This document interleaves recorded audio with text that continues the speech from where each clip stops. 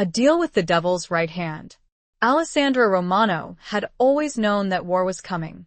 But when her family fell overnight, when she was taken from her home and thrown into a world ruled by a man with no mercy, she learned something dangerous. She was more valuable as a prisoner than she had ever been as a daughter.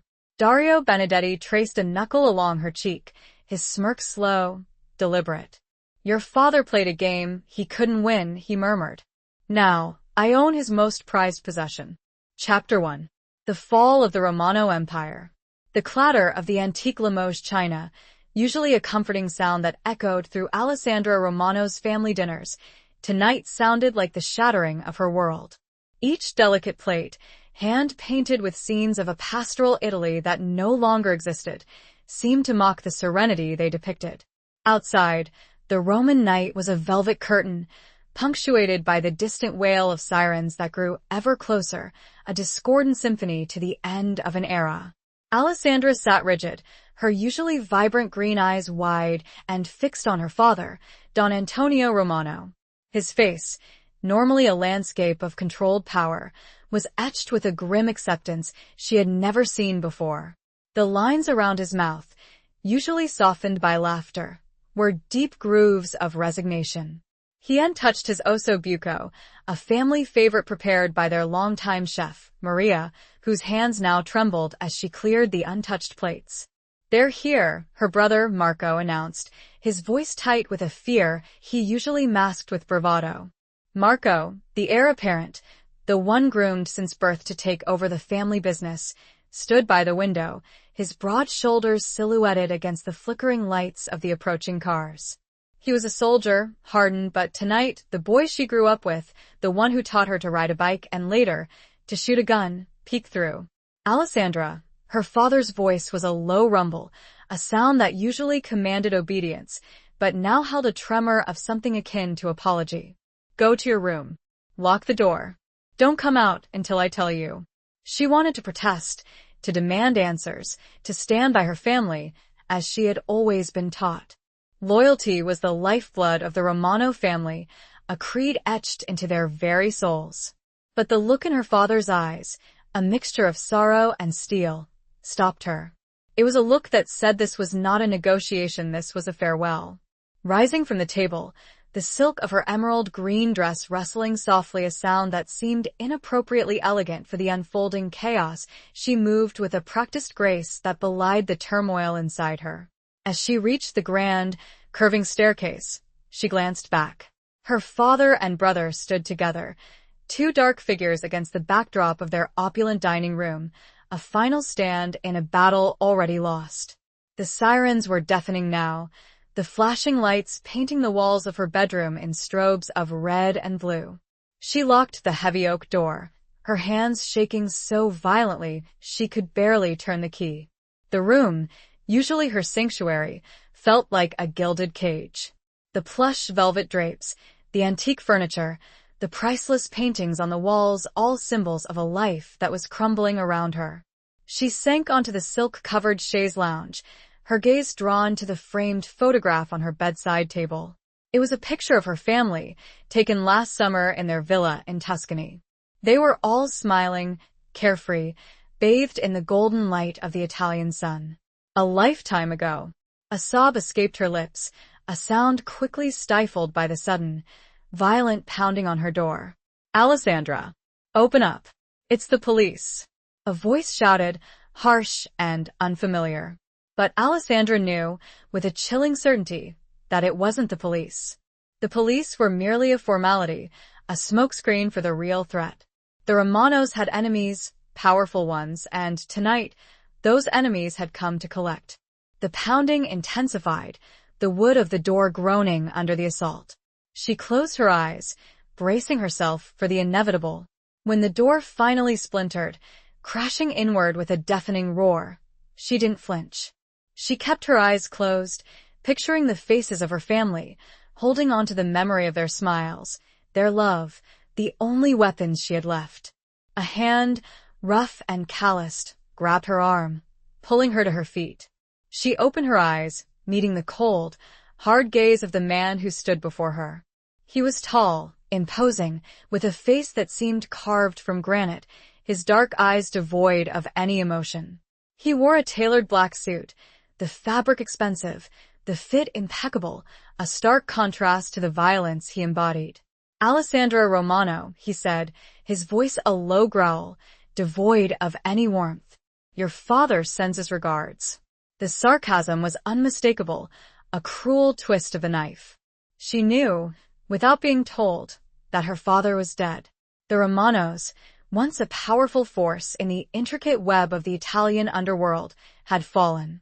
And she, the cherished daughter, the protected princess, was now a prisoner. He dragged her through the ravaged remnants of her home. The once pristine hallways were littered with broken glass, overturned furniture, and the ominous stains of blood. She saw Maria, the chef, huddled in a corner, her face buried in her hands, her body shaking with sobs. Two men, their faces grim and unyielding, stood guard over her, a silent testament to the brutal efficiency of the takeover. As they reached the front entrance, she saw them. A line of black cars, sleek and menacing, their headlights cutting through the darkness like the eyes of predatory beasts. And standing beside the lead car, a figure even more imposing than the man who held her captive, was Dario Benedetti. He was a legend, a whisper in the dark corners of their world. The head of the Benedetti family, the Romano's most formidable rivals, a man known for his ruthlessness, his ambition, and his chilling lack of mercy. He was younger than she expected, but the aura of power that surrounded him was undeniable. His eyes, the color of dark obsidian, met hers, and a shiver ran down her spine. Dario Benedetti, the man who had orchestrated the downfall of her family, the man who now held her fate in his hands, studied her with a cool, assessing gaze. There was no pity in his eyes, no remorse, only a cold, calculating intelligence. He took a step closer, his presence filling the space around her, suffocating her with its intensity. He reached out, his hand hovering just inches from her face, and then, with a deliberate slowness, he traced a knuckle along her cheek, the touch sending a jolt of fear and something else, something she couldn't quite name, through her. "Your father played a game. He couldn't win," he murmured, his voice a silken whisper that belied the steel beneath. "Now, I own his most prized possession." The words hung in the air, heavy with meaning. She was the prize, the spoils of war, a pawn in a game she didn't understand. Her life, her freedom, her future, all were gone, swallowed up by the darkness that had descended upon her family. The sirens had faded, replaced by the quiet hum of the powerful engines, and the only sound she could hear was the pounding that echoed in her very bones. The steady beat of her racing, terrified heart. Chapter 2. Captive in a Gilded Cage. The drive was a blur. Alessandra sat in the back of the black, armored sedan, the city lights streaking past like fleeting memories. The man who had taken her, whose name she later learned was Luca, sat beside her, a silent, watchful presence. He didn't speak, didn't offer any comfort or explanation, his gaze fixed on the road ahead. The silence was heavy, punctuated only by the low hum of the engine and the occasional crackle of the radio, relaying coded messages she couldn't understand. They left Rome behind, the familiar landmarks giving way to the rolling hills of the countryside. The landscape, usually a source of peace and beauty, felt menacing tonight, the shadows stretching long and distorted in the moonlight. She tried to focus on the scenery, to distract herself from the fear that gnawed at her insides, but it was no use. Her mind was a whirlwind of questions, of grief, of a chilling uncertainty about what the future held. Finally, after what seemed like an eternity, they arrived. The car slowed, turning onto a long, winding driveway lined with ancient cypress trees. At the end of the drive, bathed in the soft glow of strategically placed lights, stood a villa. It was magnificent, a sprawling structure of stone and marble with arched windows and ornate balconies. It looked like something out of a fairy tale, a palace fit for a princess. But Alessandra knew that this was no fairy tale, this was a prison, albeit a gilded one. Luca opened the door for her, his hand hovering near her arm. but not touching. She stepped out, her legs stiff from the long drive. The air was cool and crisp, carrying the scent of pine and damp earth. She looked up at the villa, its imposing facade looming over her, and a wave of despair washed over her. This was her new reality, a world of luxury and captivity, where she was a pawn in a deadly game. Dario Benedetti was waiting for her at the entrance. He stood under the arched portico, his figure silhouetted against the warm light spilling from the open doorway. He watched her approach, his expression unreadable, his dark eyes holding a depth of secrets she couldn't fathom. "Welcome to your new home, Alessandra," he said, his voice smooth and controlled, a stark contrast to the turmoil she felt inside. She didn't respond, her gaze fixed on his. She wouldn't give him the satisfaction of seeing her fear, her weakness. She would maintain her composure, her dignity, even in the face of this devastating loss. He gestured towards the entrance. Come. "I'll show you to your rooms." The interior of the villa was even more opulent than the exterior. Marble floors, soaring ceilings, walls adorned with priceless artwork, and antique furniture that spoke of generations of wealth and power. It was a world away from her own family's home, which, despite its own grandeur, felt warm and inviting. This place felt cold, impersonal, a museum rather than a home. He led her through a series of long corridors, their footsteps echoing on the polished floors.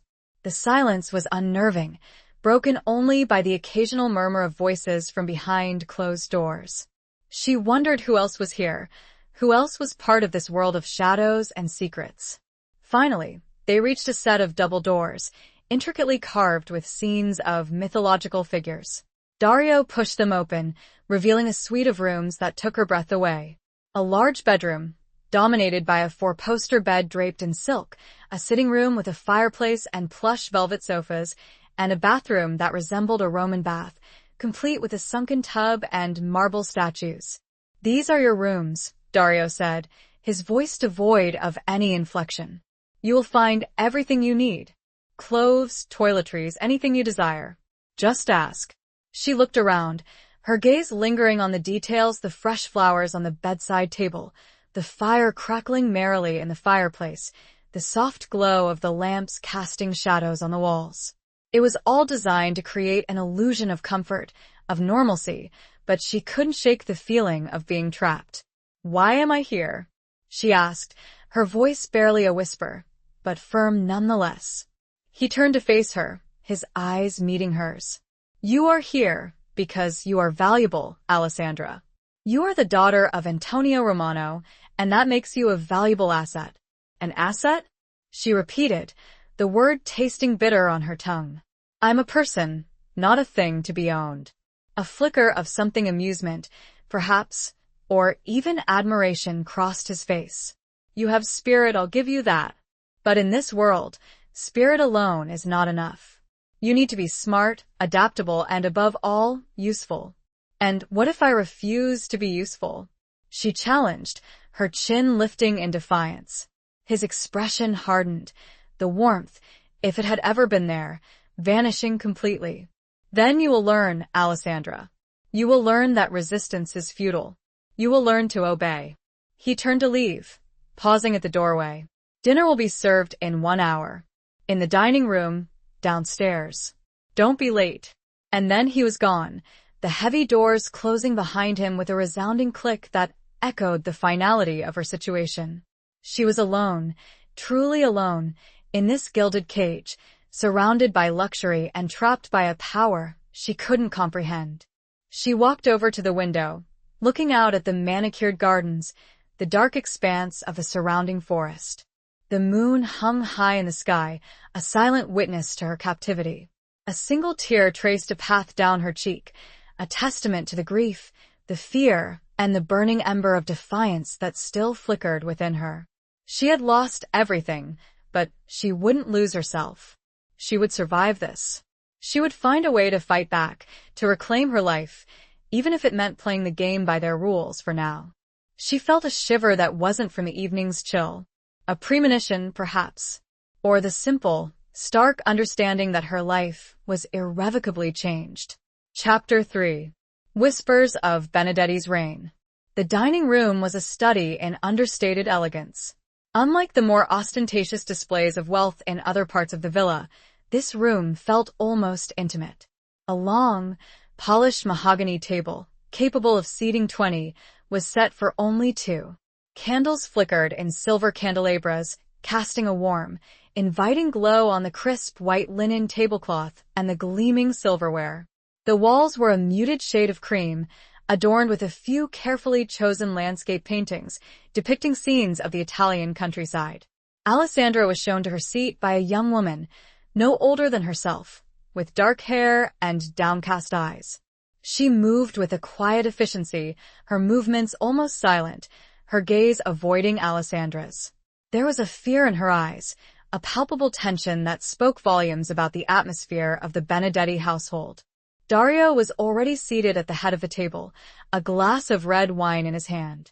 He looked up as she approached, his expression unreadable. He was dressed in a dark gray suit, the fabric impeccably tailored, the lines sharp and clean.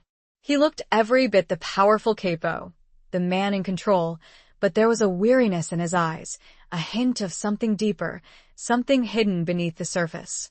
"You found your way," he said, his voice a low murmur that seemed to fill the room.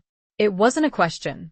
"I was escorted," Alessandra replied, her voice steady, her gaze meeting his.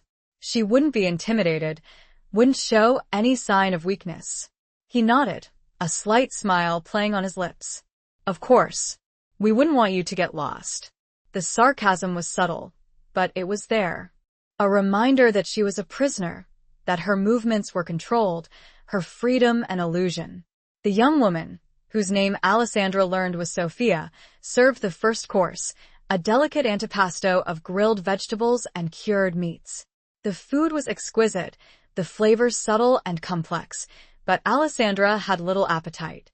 She picked at the food, her mind racing, trying to understand her situation, to find a way out.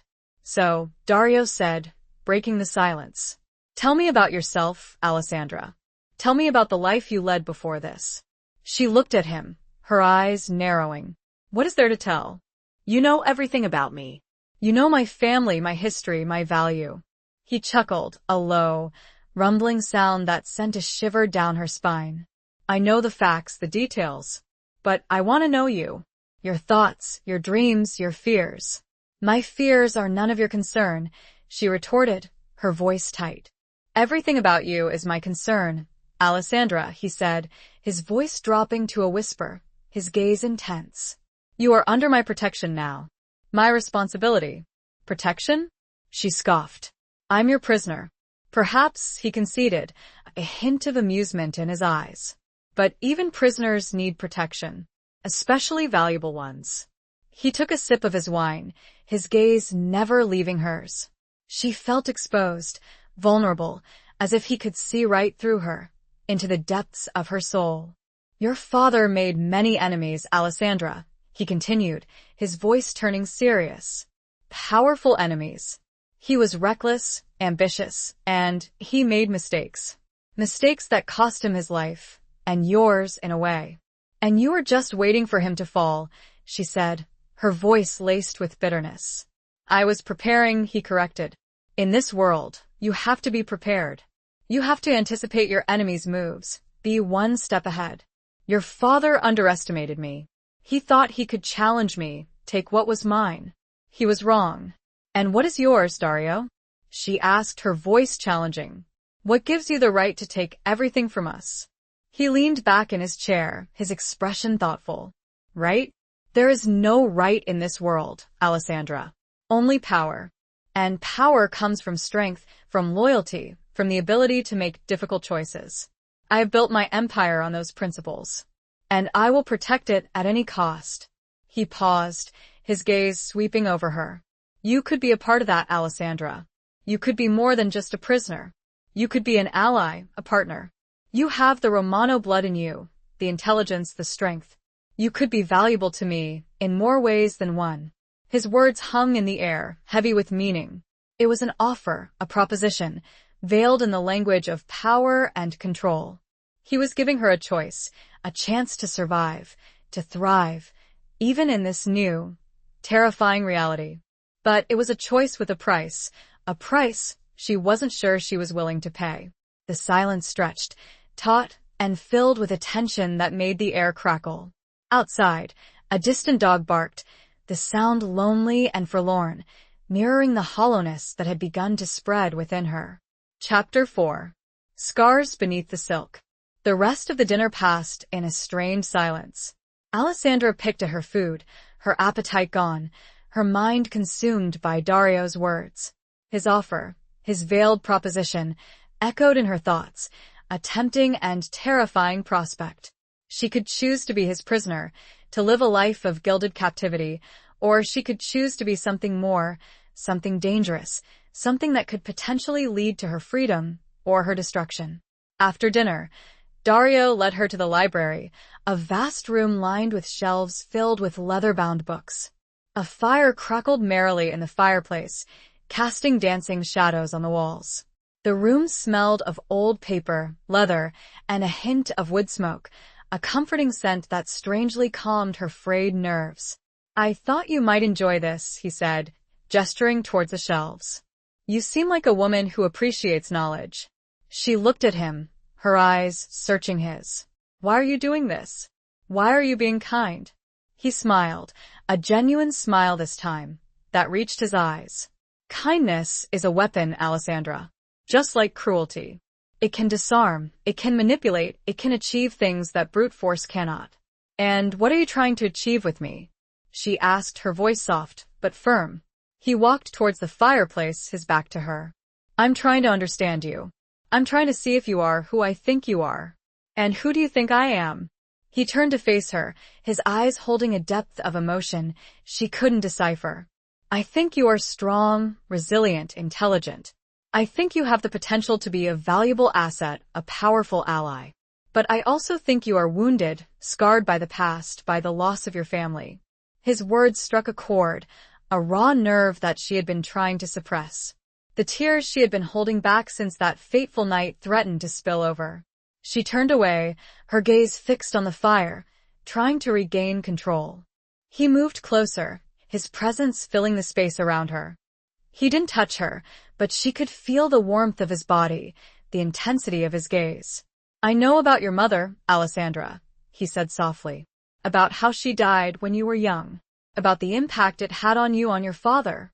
She whirled around, her eyes blazing. "How dare you? You know nothing about my mother, about my family."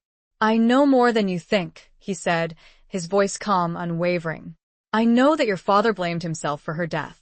I know that he became obsessed with protecting you, with controlling you, with keeping you safe from the world." His words were like a punch to the gut, stripping away the layers of protection she had built around herself. He was right. Her father had been overprotective, controlling, his love a suffocating force that had stifled her. He had tried to shield her from the harsh realities of their world, but in doing so, he had also kept her a prisoner of his own fears. "My father loved me," she said, her voice trembling. "Yes," Dario agreed. "But his love was flawed, just like all of us. It was a love born of guilt, of fear, of a desperate need to control what he couldn't." He took a step closer and before, she did not flinch away. The proximity was unnerving, but not entirely unwelcome. A paradox she could not begin to explain. He reached out, his hand hovering near her arm, and then, with a gentleness that surprised her, he touched the sleeve of her silk dress. "You wear beautiful things, Alessandra," he said, his voice a low murmur. "Expensive things. But beneath the silk, I sense scars. Scars that run deeper than any physical wound." His fingers brushed against her skin, sending a shiver through her. She looked down at his hand, at the contrast between his dark skin and the delicate fabric of her dress. He was right. Beneath the surface, beneath the facade of wealth and privilege, she was wounded, scarred by the past, by the loss, by the constant fear that had been a part of her life for as long as she could remember. He slowly lifted his hand, the absence of contact feeling strangely cold. I have scars too, Alessandra, he said, his voice barely a whisper. We all do, in this world. The question is, how do we choose to live with them? Do we let them define us, cripple us? Or do we use them, learn from them, become stronger because of them? His words resonated with her, a truth she had never dared to acknowledge. She had always tried to hide her scars, to pretend they didn't exist, but he saw them, he understood them. And for the first time since her world had crumbled, she felt a flicker of something other than fear and despair. A flicker of hope, of understanding, of a connection she couldn't explain. The fire crackled, the sound like a whispered secret, as the shadows on his face shifted, and for a moment, she saw not the ruthless capo, but a man who had known pain and survived. The clock in the hall chimed softly, the sound echoing the beat of a heart that was starting to feel again. A dangerous feeling, but a feeling nonetheless. Chapter 5. The Serpent's First Offer. The days that followed settled into a strange, unsettling routine. Alessandra was given the freedom of the villa and its grounds, but she was always aware of the watchful eyes of the guards, the silent presence of Luca, who seemed to shadow her every move. She spent her days exploring the vast library, losing herself in the pages of ancient texts and forgotten stories. She walked in the gardens, finding a solace in the beauty of the manicured lawns, the fragrant flowers, the ancient olive trees. She avoided Dario as much as possible, the memory of their conversation in the library still fresh in her mind. His words, his insights, had shaken her to her core, forcing her to confront the truths she had long buried. She wasn't ready to face him, to face the emotions he stirred within her, a confusing mixture of fear, resentment, and a strange, undeniable attraction. But Dario was not a man to be avoided. One evening, as she was sitting in the library, reading by the fire, he entered, his presence filling the room, disrupting the quiet solitude she had sought. You seem to have made yourself at home, he said, his voice a low murmur that sent a shiver down her spine. She looked up, her gaze meeting his. I'm a prisoner, not a guest. I'm simply making the best of my situation. He smiled, a slow, deliberate smile that didn't quite reach his eyes. You are a pragmatic woman, Alessandra. I admire that. He walked towards the fireplace, his gaze sweeping over the shelves of books. You have a taste for history, I see. I have a taste for knowledge, she corrected. For understanding the world. For finding the truth. The truth, he repeated, his voice turning thoughtful. The truth is a slippery thing, Alessandra. It can be manipulated, distorted, hidden, especially in our world. He turned to face her, his eyes holding a depth of meaning she couldn't decipher. I have a proposition for you, Alessandra. Something that could benefit us both. She raised an eyebrow, her heart beating faster. Another offer? What is it this time? He moved closer, his presence dominating the space around her. I need your help. I need your knowledge, your connections, your understanding of the Romano family. She laughed, a bitter, humorless sound. You destroyed my family. And now you want my help? I ended your father's reign, he corrected. But the Romano family still has influence, connections, secrets that could be valuable to me. And you, Alessandra, are the key to unlocking those secrets. And what's in it for me? She asked, her voice challenging. Freedom, he said, his voice dropping to a whisper. A chance to rebuild your life, to reclaim your future, to avenge your father, if that is what you desire. Her breath caught in her throat. Freedom. The word echoed in her mind, a tantalizing promise, a dream she had almost given up on. But she knew that Dario's offers came with a price that could be far greater than she was willing to pay. What do you want me to do? She asked, her voice barely a whisper. He leaned closer, his breath warm on her face. I want you to help me navigate the complexities of the Roman underworld. I want you to introduce me to your family's contacts, to reveal their secrets, to help me consolidate my power. You want me to betray my family, she said, her voice laced with disgust. I want you to be practical, Alessandra, he said, his voice smooth and persuasive. Your family is gone. Your father is dead. You can choose to cling to the past, to loyalty to a fallen empire, or you can choose to embrace the future, to forge a new path for yourself.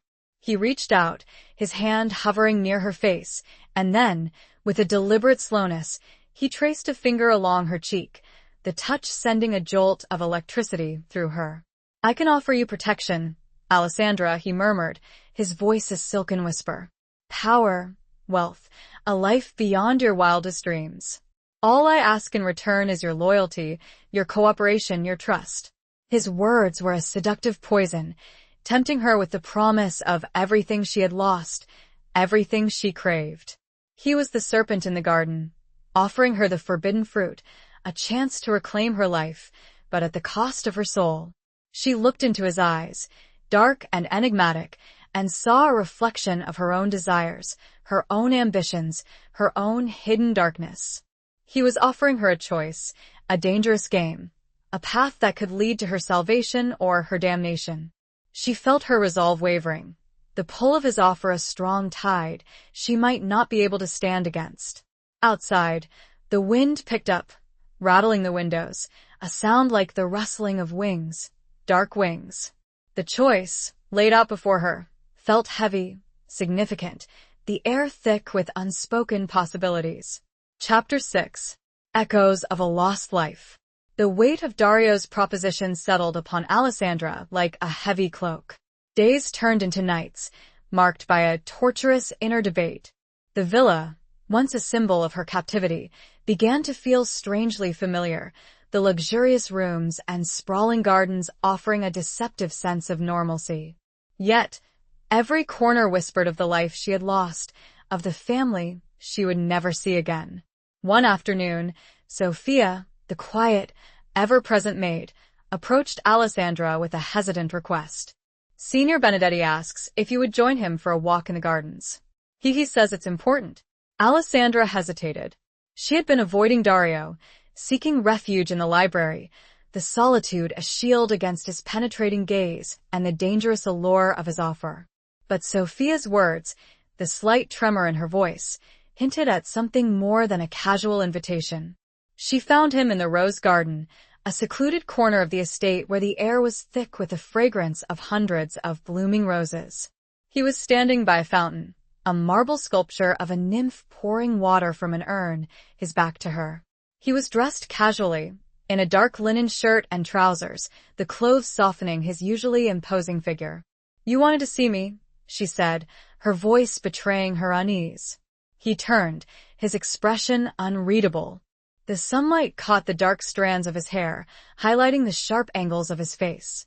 He looked younger, somehow less guarded than usual. "I did," he said, his voice a low murmur that blended with the gentle splashing of the fountain. "I wanted to show you something." He gestured towards a small, stone bench nestled amongst the roses. She sat down, her gaze fixed on him, trying to understand his intentions. He sat beside her, close enough that she could feel the warmth of his body, the subtle scent of his cologne, a blend of sandalwood and something darker, something that reminded her of the earth after a rainstorm. He reached into his pocket and pulled out a small, velvet box. He opened it, revealing a delicate gold locket, intricately engraved with a scene of a woman holding a child. Alessandra's breath caught in her throat. She recognized the locket instantly. It had belonged to her mother. She had worn it every day, a cherished memento of her own mother, a symbol of love and loss. "Where did you get this?" she asked, her voice trembling. "It was found in your family's villa," he said, his voice gentle. "Among the wreckage. I thought you might want it." She reached out, her fingers tracing the delicate engraving. Tears welled up in her eyes, blurring her vision. She hadn't seen this locket since she was a child, since the day her mother died. It was a tangible link to her past, to the memory of a woman she had barely known, but whose love had shaped her life. "Thank you," she whispered, her voice choked with emotion. He nodded, his gaze fixed on hers. "I know it can't replace what you've lost, Alessandra, but I hope it can bring you some comfort." His words, his gesture, touched her deeply. It was a small act of kindness, a recognition of her grief, her loss, that she hadn't expected from him. It chipped away at the wall she had built around her heart, exposing the vulnerability she had tried so hard to conceal. "Why are you doing this?" she asked, her voice barely a whisper. "Why are you showing me this kindness?" He looked away, his gaze fixed on the fountain, the water cascading down the marble surface. "Perhaps I'm not as ruthless as you think, Alessandra. Perhaps there is more to me than the capo, the monster you believe me to be." She studied his profile, the strong lines of his jaw, the slight curve of his lips, the hint of sadness in his eyes. She saw a glimpse of the man beneath the mask, the man who had lost his own family, who had built his empire on a foundation of pain and sacrifice. "I don't know what to believe," she said, her voice honest. "I don't know who you are, what you want." He turned to face her, his eyes meeting hers. "I want you to trust me, Alessandra. I want you to believe that I can offer you a better future, a life free from fear, a chance to find peace." He placed the locket into the palm of her hand, closing her fingers around its cool metal. "Think about my offer," he said, his voice a low murmur. "Think about what you want, what you need, and then make your decision." The late afternoon sun cast long shadows, creating patterns across the flower beds that seemed to rearrange with every shift of her perspective. The locket felt warm in her grasp, a solid, real object in a world that had turned upside down. The decision, he knew and she knew, wasn't just about power or strategy. It was, surprisingly, about the very human need for connection, for something real to hold on to in the aftermath of devastation. The sound of the running water, usually soothing, felt now like a clock, ticking away the time she had left to decide. Chapter 7. A dance of defiance and desire. The locket became a constant reminder of Dario's offer, a tangible symbol of the choice that lay before her. She wore it hidden beneath her clothes, the cool metal against her skin a constant source of both comfort and turmoil. She found herself drawn to him, intrigued by the contradictions in his character, the glimpses of vulnerability beneath the ruthless exterior. He, in turn, seemed to seek her out, engaging her in conversations about art, literature, politics, anything but the dangerous game they were playing. He challenged her intellect, her assumptions, her beliefs, forcing her to question everything she thought she knew about the world, about herself. One evening, he invited her to join him for a private dinner on the terrace overlooking the gardens. The air was warm and balmy, the scent of jasmine and night-blooming cereus heavy in the air. The table was set with candles and flowers, a romantic setting that seemed at odds with the dangerous undercurrents of their relationship. "You look beautiful, Alessandra," he said, his voice a low murmur that sent a shiver down her spine. She was wearing a simple, flowing dress of deep blue silk, the color complementing her eyes. She had taken extra care with her appearance, a subconscious act of defiance, a way of asserting her own identity in this world where she felt so lost. "Thank you," she replied, her voice steady, her gaze meeting his. He poured her a glass of wine, a deep red that matched the color of the roses in the garden below. He raised his glass in a toast. "To new beginnings," he said, his eyes holding a depth of meaning she couldn't decipher. She hesitated, then raised her own glass, the crystal clinking softly against his. "To new beginnings," she echoed, the words feeling both hopeful and dangerous. The dinner was a carefully orchestrated dance, a subtle interplay of power and attraction.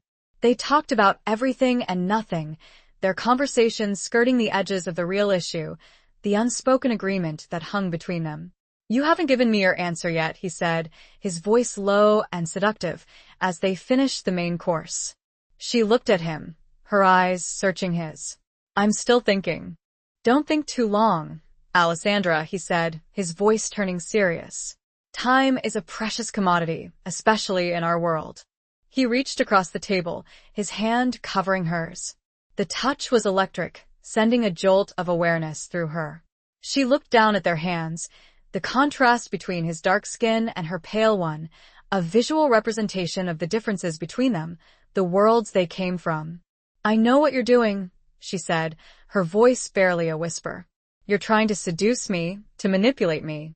He smiled, a slow, knowing smile that didn't quite reach his eyes. "Perhaps. But is it working?" She pulled her hand away, her heart beating faster.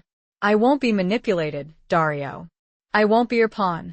I'm not asking you to be my pawn, Alessandra, he said, his voice earnest. I'm asking you to be my partner, to stand by my side, to share in my power, my world. And what if I refuse? She challenged. His expression hardened, the warmth vanishing from his eyes. Then you will remain my captive, Alessandra. A beautiful bird in a gilded cage, but a prisoner nonetheless. The words hung in the air, heavy with meaning. He was giving her a choice, a chance to escape her captivity, but at a price. A price that involved betraying her family, her heritage, everything she held dear. But as she looked into his eyes, she saw something else, something that intrigued her, challenged her, drew her in. She saw a loneliness, a vulnerability, a desire for connection that mirrored her own. She saw a man who was trapped by his own power, his own past, just as she was. A sudden, unexpected impulse swept over her. She leaned forward slightly. And what if? She spoke in a low, steady voice. I want something different. He raised an eyebrow, a flicker of surprise, and something else, something that looked like anticipation, in his eyes. The night seemed to hold its breath, the crickets silent, the breeze stilled. The candlelight flickered, casting dancing shadows on their faces, illuminating the unspoken tension, the dangerous game they were playing, a game of defiance, desire, and the uncertain promise of a future yet to be written. The scent from the garden seemed heavier now, almost intoxicating, and the distance between them seemed to shrink with every passing second. Chapter 8. The Weight of Family Secrets. The something different Alessandra hinted at hung in the air between them, unspoken, yet heavy with implication. Days turned into weeks, and their interactions became a complex dance of subtle gestures, guarded conversations, and a growing, undeniable attraction that neither of them could fully ignore. Dario began to include her in his world, gradually, carefully. He introduced her to his closest advisors, his lieutenants, the men who ran his vast empire. These introductions were always under the guise of social events, dinners, drinks in the library, even a carefully orchestrated trip to a local vineyard, owned, of course, by the Benedetti family. Alessandra observed these men, their interactions with Dario, their coded language, their veiled threats. She began to understand the intricate web of power, loyalty, and fear that held the Benedetti empire together. She also saw the cracks in the facade, the simmering rivalries, the hidden resentments, the constant jockeying for position. One evening, after a particularly tense meeting with one of his lieutenants, a man named Riccardo who had made his displeasure with Alessandra's presence subtly but clearly known, Dario found her in the library, reading. Riccardo doesn't trust you, he said, his voice flat, stating a fact. Alessandra looked up, her expression calm. I didn't expect him to. Aiva Romano. And I'm an outsider. Dario walked towards the fireplace, his back to her. He thinks you're a spy, a Trojan horse, sent to infiltrate my organization. And what do you think? She asked, her voice soft. He turned to face her, his eyes searching hers. I think you're a complex woman, Alessandra. Full of secrets, full of contradictions. I think you're still trying to decide where your loyalties lie. Loyalty is a complicated thing, she said, her voice thoughtful. Especially when your family has been destroyed, your life turned upside down. He nodded, a slight smile playing on his lips. Loyalty is earned, Alessandra. It's not given freely. And it's not always based on blood. He moved closer, his presence filling the space around her. He reached out, his hand hovering near her face, and then, with a deliberate slowness, he touched the locket she wore, the one he had given her, hidden beneath her dress. You still wear it, he said, his voice a low murmur. It reminds me of my mother, she said, her voice trembling slightly. Of a life I lost. It can also remind you of a future you can gain, he said, his voice seductive. A future with me. She looked into his eyes, dark and enigmatic, and saw a reflection of her own desires, her own ambitions, her own longing for connection. He was offering her a way out, a chance to rebuild her life, but it was a path fraught with danger, with betrayal, with the potential for devastating consequences. "I need to know more," she said, her voice barely a whisper. "I need to understand your world, your family, your secrets." He smiled, a slow, knowing smile. "Secrets are dangerous things, Alessandra. They can be weapons, they can be liabilities. Are you sure you're ready to handle them?" "I'm a Romano," she said, her voice firm. "I was born into a world of secrets. I've lived with them my entire life." He nodded, his gaze holding hers. "Very well. But be warned, Alessandra. Once you know the truth, there's no going back. You'll be bound to me, to my family forever." He reached into his pocket and pulled out a small, antique key. He handed it to her. "There's a room in the basement," he said, his voice low. "A vault. This key unlocks it. Inside, you'll find the answers you seek. The history of the Benedetti family, the secrets of our empire. But be careful, Alessandra. Some secrets are best left buried." He watched her as she took the key, its metal cool against her palm. It felt heavy, disproportionately so, to its size. A physical representation of the burden of knowledge. "Tonight?" she asked, the single word a question and a challenge. "Whenever you are ready," he answered, his eyes holding a mixture of anticipation and something else. Something that looked almost like apprehension, as if even he knew the power of what lay hidden beneath the villa. The key seemed to burn in her hand now, a silent invitation to a world of darkness and revelation. The weight of family secrets, both hers and his, pressed down on her, a tangible force in the quiet library. Chapter 9. Shadows in the Moonlight. The basement of the villa was a stark contrast to the opulent luxury above. The air was cool and damp, carrying the scent of dust, old stone, and something else, something metallic, something that reminded her of blood.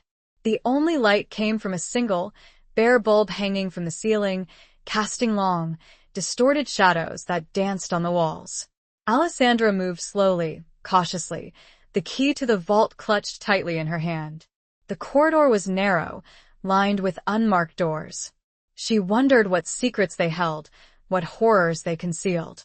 The silence was unnerving, broken only by the sound of her own footsteps and the distant hum of the villa's generator. Finally, she reached the end of the corridor. There, at the very end, stood a massive steel door, its surface cold and unyielding. This was it, the vault, the repository of the Benedetti family's secrets. She took a deep breath, her heart pounding in her chest. She inserted the key into the lock, the tumblers clicking softly. The door swung open with a heavy groan, revealing a room that was both fascinating and terrifying. The vault was larger than she expected, a vast chamber filled with shelves, cabinets, and strongboxes. The shelves were lined with leather-bound ledgers, their pages filled with handwritten entries in Italian, detailing transactions, alliances, betrayals, the intricate workings of the Benedetti Empire. The cabinets contained files, photographs, documents, evidence of decades of power, corruption, and violence. The strongboxes, she guessed, held the most valuable secrets, the ones that could bring down empires, destroy lives. She spent hours in the vault, poring over the ledgers, the files, the photographs. She learned about the history of the Benedetti family, their rise to power, their ruthless methods, their enemies, their allies. She saw the faces of the men and women who had been part of their world, some familiar, some unknown, their lives intertwined with the Benedettis in a complex web of loyalty and betrayal. She found a file on her own family, the Romanos. It detailed their business dealings with the Benedettis, their rivalries, their conflicts. She saw her father's name, her brother's, even her own, mentioned in the context of their interactions with the Benedettis. She learned things about her family she had never known, secrets that had been kept from her, lies that had been told to protect her. She found a photograph of her mother, a younger version of the woman she remembered, standing next to a man she didn't recognize. The man was tall, handsome, with a confident smile and dark, piercing eyes. There was an inscription on the back of the photograph, written in Italian, "Amore mio, forever." My love, forever. Alessandra stared at the photograph, her mind reeling. Who was this man? What was his connection to her mother? And why had this photograph been kept hidden in the Benedetti vault? As she delved deeper into the secrets of the vault, she began to piece together a story, a narrative of love, betrayal, and revenge that spanned generations. She discovered that her mother had had a secret affair with a member of the Benedetti family, a man who had been her father's rival, his enemy. This man, she realized, was the man in the photograph.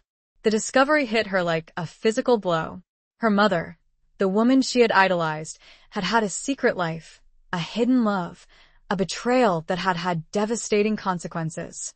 And Dario, the man who had destroyed her family, the man who now held her captive, was somehow connected to the secret, to this betrayal.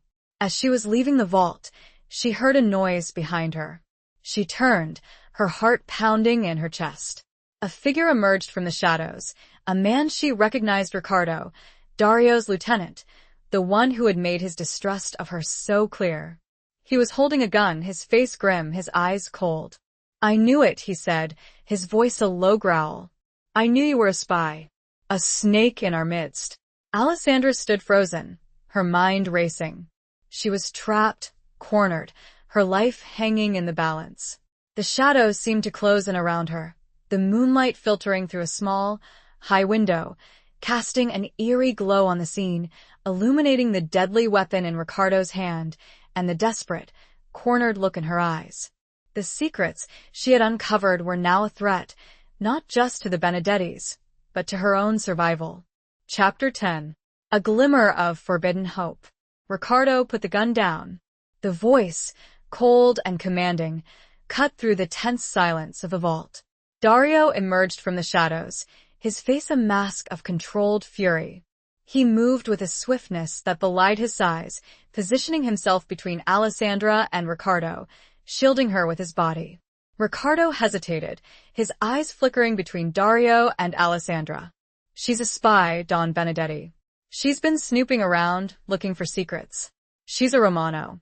She is under my protection," Dario said, his voice dangerously low. "And you will not harm her." But Ricardo began to protest. "Enough!"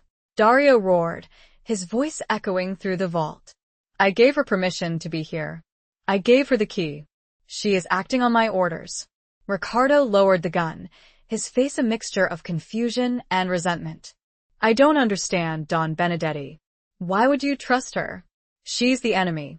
"She is not the enemy, Ricardo," Dario said, his voice softening slightly.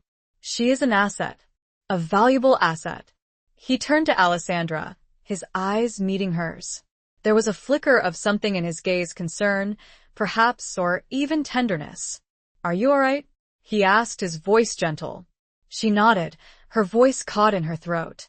She was still shaken by the encounter, by the realization that Ricardo had been willing to kill her, that her life was so precarious, so dependent on Dario's protection. Dario turned back to Ricardo. "Leave us," he said, his voice firm. "And do not speak of this to anyone." Ricardo hesitated, then bowed his head and left the vault, his footsteps echoing in the silence. Dario turned back to Alessandra, his expression softening.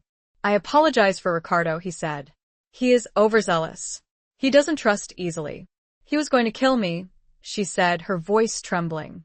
"He wouldn't have," Dario said, his voice reassuring. "I wouldn't have let him."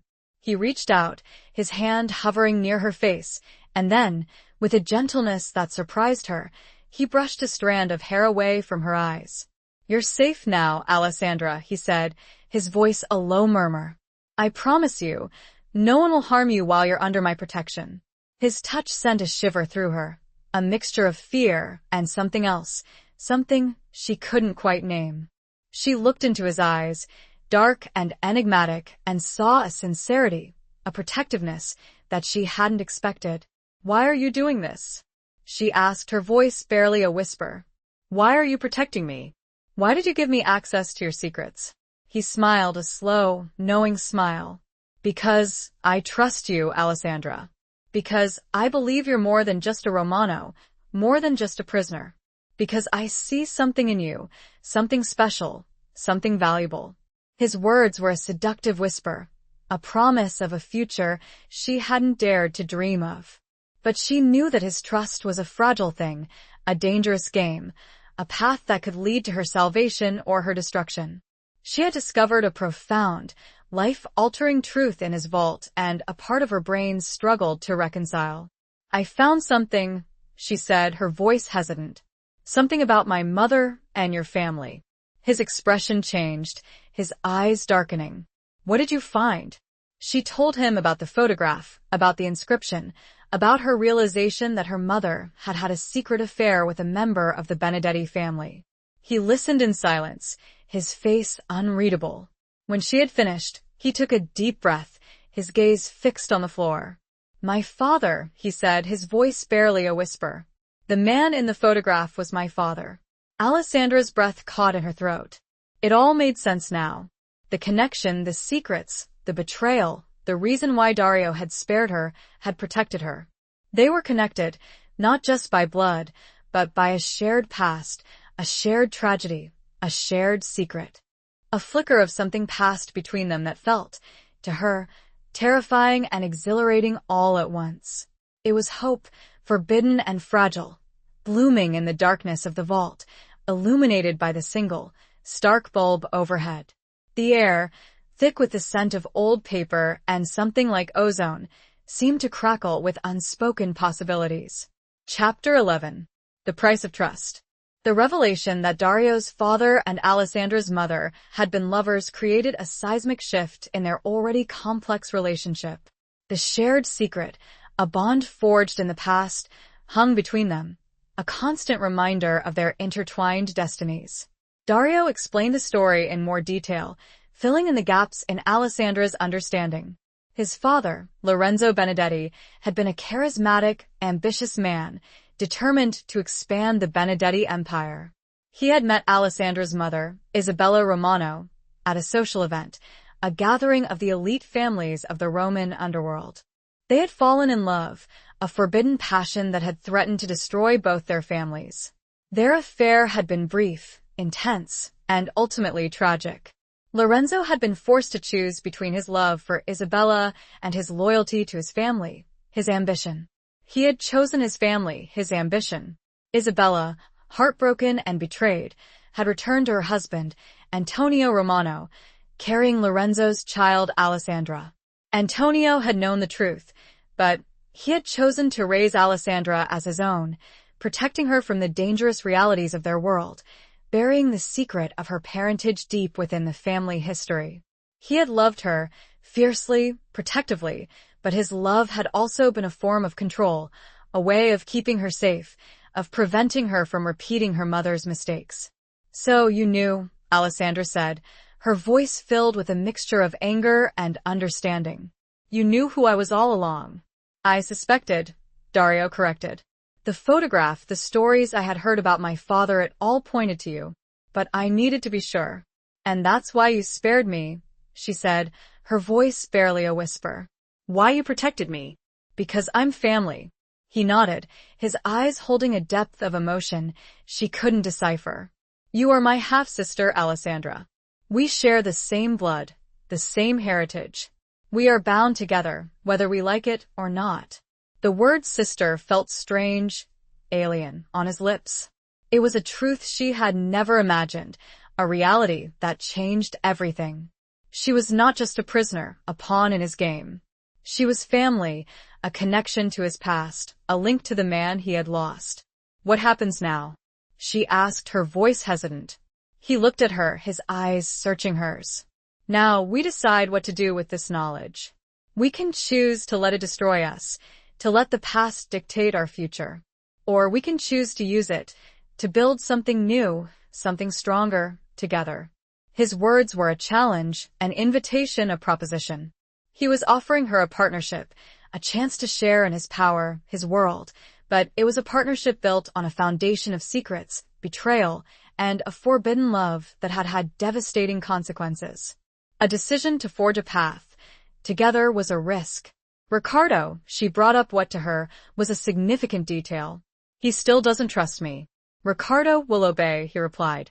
His confidence was To say the least, unnerving. I will make that clear. He was giving her a choice, but it was a choice with a price.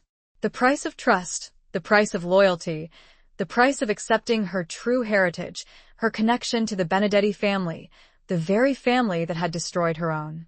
She thought about the photograph she was still carrying, folded now and safely tucked away in her pocket. A reminder of a mother she hardly knew, and of a family that was larger and far more complicated than she had ever imagined. She looked at Dario, her half-brother, the man who had held her captive, the man who was now offering her a chance to reclaim her life, to share in his power. The man who, despite everything, she was starting to trust. The dim light seemed to shift, and the shadows along with them, as the silence stretched, thick with the weight of unspoken desires and the perilous path that lay ahead. The price of trust, she knew, was high, but the cost of remaining alone, adrift, might be even higher. Chapter 12. Betrayal's Bitter Sting. Alessandra's decision to accept Dario's offer, to embrace her Benedetti heritage, marked a turning point in her captivity. She was no longer just a prisoner, she was a player, a participant in the dangerous game of power and control. Dario began to involve her more deeply in his business, introducing her to his key contacts, sharing his strategies, his plans. He treated her as an equal, a partner, valuing her insights, her intelligence, her understanding of the Romano family's dynamics. She learned quickly, adapting to the ruthless realities of the Benedetti Empire. She discovered a strength within herself she hadn't known existed, a capacity for cunning, for strategy, for survival. She found herself drawn to the power, the influence, the control that came with being a Benedetti. But her new role came with a price. Riccardo's distrust of her deepened, his resentment simmering beneath the surface. He saw her as a threat, an outsider, a Romano who could never be truly loyal to the Benedetti family. He made his displeasure known, subtly at first, with veiled comments, dismissive gestures, and then more overtly, with open challenges to her authority, attempts to undermine her position. Alessandra tried to ignore him, to focus on her work, on her growing relationship with Dario. But Riccardo's hostility was a constant thorn in her side, a reminder that she was still an outsider, that her position was precarious, dependent on Dario's continued support. One evening, Dario called a meeting of his key advisors, including Riccardo and Alessandra. The purpose of the meeting was to discuss a new business venture, a lucrative deal that would significantly expand the Benedetti Empire's influence. Alessandra had spent days studying the proposal, analyzing the risks and rewards, preparing her recommendations. She presented her findings to the group, outlining a strategy that she believed would maximize their profits while minimizing their exposure. Dario listened intently, his eyes fixed on hers, a hint of pride in his gaze. Riccardo, however, was openly hostile, challenging her at every turn, questioning her judgment, her motives, her loyalty. "You're a Romano," he said, his voice laced with contempt. "You can't be trusted. You're trying to sabotage this deal, to weaken the Benedetti family." Alessandra met his gaze, her voice calm and steady. "I'm a Benedetti now, Riccardo. And my loyalty is to this family, to this business. My recommendations are based on sound analysis, on what's best for our interests. Your interests or the Romanos." Riccardo sneered. "Enough, Riccardo," Dario said, his voice dangerously low. "Alessandra is speaking for me. Her recommendations are my recommendations." Riccardo fell silent, but his eyes burned with resentment. The meeting continued, but the tension in the room was palpable. Alessandra could feel Riccardo's hatred, his suspicion, his determination to undermine her. She knew that he was a dangerous enemy, a man who would stop at nothing to protect his position, his power. After the meeting, Dario pulled Alessandra aside. "Don't worry about Riccardo," he said, his voice reassuring. "He's just jealous. He's threatened by your intelligence, your influence." "He thinks I'm a traitor," she said, her voice troubled. "He's wrong," Dario said, his voice firm. "I trust you, Alessandra. And that's all that matters." He reached out, his hand touching hers. The touch was electric, sending a jolt of awareness through her. She looked into his eyes, dark and enigmatic, and saw a sincerity, a protectiveness that she had come to rely on. But despite Dario's reassurances, Alessandra couldn't shake the feeling of unease. She knew that Ricardo was plotting against her, that he was waiting for an opportunity to strike. And she was right. A few days later, Alessandra received a message. An anonymous note slipped under her door. The message was brief, cryptic. Meet me at the old warehouse midnight. I have information about your father. About his death. The old warehouse was a deserted building on the outskirts of Rome, a place where the Romanos had conducted clandestine business in the past. Alessandra knew that it was a dangerous place, a trap, perhaps. But the mention of her father, of his death, was a lure she couldn't resist. She went to the warehouse, alone, armed with a small pistol she had hidden in her room. The warehouse was dark and silent, the air thick with dust and decay. She moved cautiously, her senses on high alert. Suddenly, she heard a noise behind her. She turned, her gun raised. Ricardo emerged from the shadows, a smirk on his face. I knew you'd come, he said, his voice triumphant. I knew you couldn't resist the bait. He was not alone. Several armed men surrounded him, their weapons trained on Alessandra. She was trapped, outnumbered, outgunned. You set me up, she said, her voice cold. Of course, Ricardo said. I told you, you can't be trusted. You're a Romano, and you're going to pay for your betrayal. He raised his gun, his finger tightening on the trigger. Alessandra closed her eyes, bracing herself for the inevitable. Betrayal's bitter sting was a cold, hard reality, a sharp pain that pierced through her, leaving her exposed and vulnerable. The echoes of the warehouse, the shadows, the scent of dust and danger, all seemed to amplify the moment, the realization that her trust had been misplaced, her life hanging by a thread. The game she was playing was not for the faint-hearted, and she knew it. Chapter 13. Masks and Mirrors. Just as Ricardo was about to pull the trigger, a voice, calm and commanding, echoed through the warehouse. Drop the gun, Ricardo. Dario stepped out of the shadows, his face a mask of controlled fury. He was flanked by his own men, their weapons trained on Ricardo and his crew. The scene was a mirror image of a few moments before. The tables turned, the hunter now the hunted. Ricardo's face paled, his smirk replaced by a look of shock and disbelief. Don Benedetti, I don't understand. You don't need to understand, Dario said, his voice dangerously low. You just need to obey. Ricardo hesitated, then slowly lowered his gun. His men followed suit, their faces a mixture of confusion and fear. Dario walked towards Alessandra, his eyes filled with a mixture of concern and anger. Are you all right? He asked, his voice gentle. She nodded, her voice caught in her throat. She was still reeling from the shock of Ricardo's betrayal, from the realization that Dario had saved her life. Again. Dario turned to Ricardo, his expression hardening. You betrayed me, he said, his voice cold. You tried to kill Alessandra, a member of my family. She's a Romano, Ricardo protested, his voice desperate. She's a spy. She's a threat to us all. She is under my protection, Dario roared, his voice echoing through the warehouse. And you dared to defy me, to question my judgment, to plot against her. I was protecting the family, Ricardo said, his voice pleading. I was doing what I thought was right. You were acting out of jealousy, out of ambition, out of a desire for power, Dario said, his voice scathing. You saw Alessandra as a threat to your position, and you tried to eliminate her. He paused, his gaze sweeping over Ricardo and his men. I should kill you, he said, his voice low and menacing. I should make an example of you, to show everyone what happens to those who betray me. Ricardo fell to his knees, his face pale with terror. Please, Don Benedetti, he begged. I beg for your mercy. I'll do anything. I'll leave Rome. I'll never bother you again. Dario looked at him, his expression unreadable. He then turned to Alessandra, his eyes searching hers. What do you think, Alessandra? He asked, his voice soft. What should I do with him? The question took her by surprise. He was giving her a choice, a chance to decide Ricardo's fate.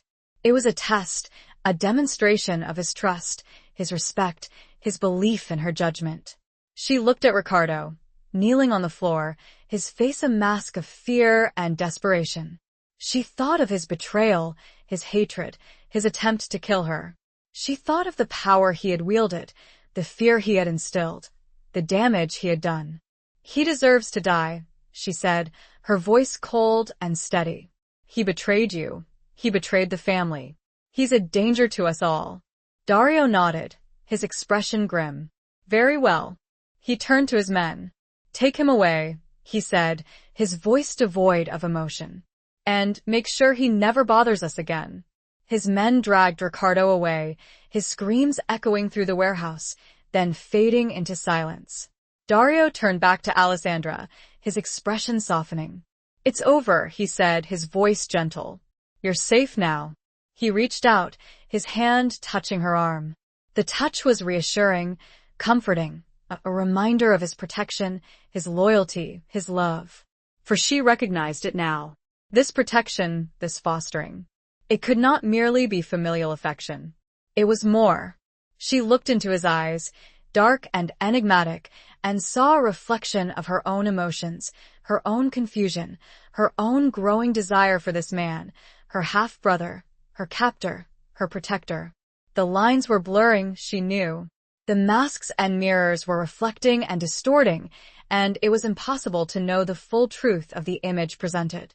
The warehouse, scene of betrayal and near death, felt strangely charged, the air thick with unspoken emotions, with the dangerous reality of their lives, their world. The masks they wore, the roles they played, were slipping, revealing the raw, vulnerable truth beneath. And the truth, she knew, was far more complicated, far more dangerous than she had ever imagined. The silence stretched, only the faint dripping of water breaking it. Chapter 14. The Edge of the Abyss. The aftermath of Ricardo's betrayal left a palpable tension in the villa. The servants moved with a heightened sense of caution, their whispers hushed, their eyes darting nervously. The guards were more vigilant, their presence a constant reminder of the danger that lurked beneath the surface of their seemingly opulent lives. Dario became more protective of Alessandra, his concern bordering on possessiveness. He kept her close, rarely letting her out of his sight. He insisted on accompanying her everywhere, even on her walks in the gardens, his presence a comforting and, at the same time, suffocating force. Alessandra understood his concern, his fear for her safety. But she also felt trapped, suffocated by his constant attention, his unwavering control. She longed for freedom, for independence, for a chance to breathe, to think, to make her own decisions. One evening, as they were sitting on the terrace, watching the sunset, she confronted him. "I appreciate your protection, Dario," she said, her voice soft but firm. "But I need some space. I need to be able to breathe." He looked at her, his eyes filled with a mixture of concern and something else. Something that looked like hurt. "I'm just trying to keep you safe, Alessandra," he said, his voice gentle. "After what happened with Ricardo, I can't risk losing you." "I'm not a child, Dario," she said, her voice rising slightly. "I can take care of myself. I survived the Romano's fall. I survived Ricardo's betrayal. I'm stronger than you think."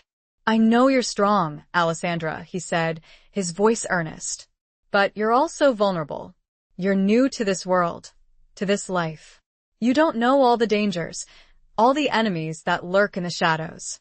"Then teach me," she challenged. "Teach me how to survive, how to fight, how to protect myself. Don't just keep me locked away in this gilded cage." He hesitated, his gaze searching hers. He saw the determination in her eyes, the fire in her spirit, the longing for freedom that burned within her. "Very well," he said, his voice finally relenting. "I will teach you. But you must promise me that you'll be careful, that you'll listen to me, that you'll trust my judgment." "I promise," she said, her voice sincere. And so, Dario began to teach her the ways of the Benedetti family, the secrets of their empire, the skills she would need to survive in their world. He taught her how to shoot, how to fight, how to defend herself. He taught her how to read people, how to spot lies, how to manipulate, how to control. He also shared with her his own past, his own struggles, his own vulnerabilities. He told her about his childhood, his training, the expectations that had been placed upon him, the burdens he had carried. He told her about his father, Lorenzo, the man who had loved her mother, the man who had shaped his life, his destiny. As they spent more time together, their bond deepened, their connection growing stronger. They shared their fears, their hopes, their dreams, their desires. They found solace in each other's company, a comfort in their shared past, a hope for their future. But their relationship was also fraught with danger, with conflict, with the unspoken truth that hung between them. They were half-siblings, bound by blood, by a shared heritage, by a forbidden love that had had devastating consequences.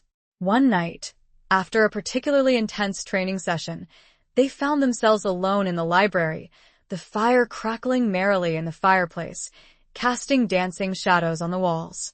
Dario was cleaning his gun, his movements precise, efficient. Alessandra was watching him, her gaze fixed on his hands, on the weapon that symbolized his power, his control, his world. "You're good at this," she said, her voice soft. "At the violence, the control, the power." He looked up, his eyes meeting hers. "It's a necessity, Alessandra. In this world, you have to be strong, you have to be ruthless, you have to be willing to do whatever it takes to survive. And is that what you want?" she asked, her voice barely a whisper. "To survive? Or to live?" He paused, his gaze holding hers. "I want both," he said, his voice earnest. "I want to survive, but I also want to live. I want to find peace, happiness, love. I want you." The words hung in the air, heavy with meaning. He had finally said it, the unspoken truth that had been simmering between them for so long. She looked at him, her eyes filled with a mixture of desire and fear. She wanted him too, she realized. She had fallen in love with him, her half-brother, her captor, her protector. It was forbidden, dangerous, wrong, but it was also undeniable, irresistible, real. They stood at the edge of an abyss, and she knew, in that moment, that there was no turning back. The world seemed to hold its breath, the only sound the crackling fire and the pounding of their hearts. Chapter 15. A pact forged in darkness. The silence stretched, thick with unspoken emotions, with the weight of their forbidden desire. Dario set the gun down, the metallic clang echoing in the quiet library. He stood and walked towards Alessandra, his movements slow, deliberate, his eyes never leaving hers. He stopped in front of her, close enough that she could feel the warmth of his body, the subtle scent of his cologne, a mixture of sandalwood and something darker, something that reminded her of the earth after a rainstorm. He reached out, his hand hovering near her face, and then, with a gentleness that belied his strength, he cupped her cheek, his thumb tracing the curve of her jawline. "Alessandra," he murmured, his voice a low, husky whisper that sent shivers down her spine. "I know this is wrong. I know it's forbidden. But I can't deny what I feel. I can't deny what we feel." She looked into his eyes, dark and intense, and saw a reflection of her own emotions, her own longing, her own desperate need for connection, for love, for something real in this world of shadows and secrets. "I know," she whispered, her voice trembling. "I feel it too. But what do? We fight it," he said, his voice firm. "We resist it. We try to be what we're supposed to be, brother and sister." But even as he said the words, his hand tightened on her cheek, his thumb moving to caress her lips, his eyes burning with a desire that mirrored her own. She leaned into his touch, her eyes closing, her body betraying her, her heart overriding her mind. She wanted him, she needed him, she loved him. It was wrong, it was dangerous, it was forbidden, but it was also the most real, the most intense, the most powerful emotion she had ever felt.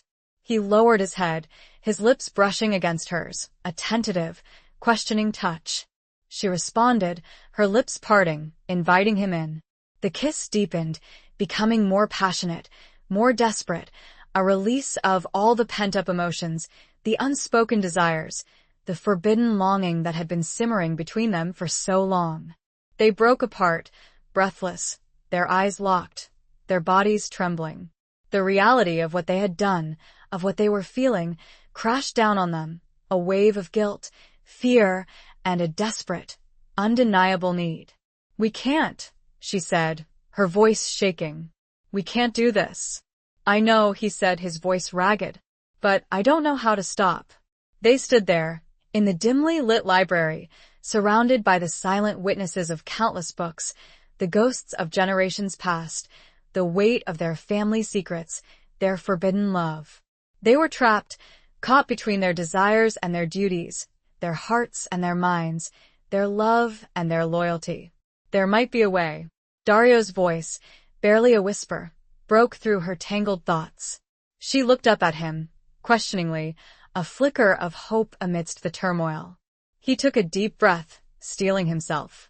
"We make a pact to survive, to consolidate our power together, to rule, not as brother and sister, but as partners, as equals."